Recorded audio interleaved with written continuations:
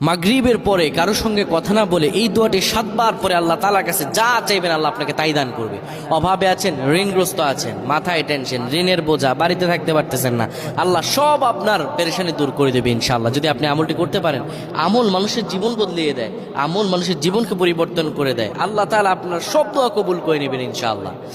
মাগরিব নামাজের পরে কিবলামুখী হয়ে থাকবেন, কারো সঙ্গে কথা বলবেন না, কারো সঙ্গে কথা না বলে কিবলামুখী হয়ে আপনি পড়বেন আল্লাহুম্মা আজিরনা মিনান নার, আল্লাহুম্মা আজিরনা মিনান নার, আল্লাহুম্মা আজিরনা মিনান নার।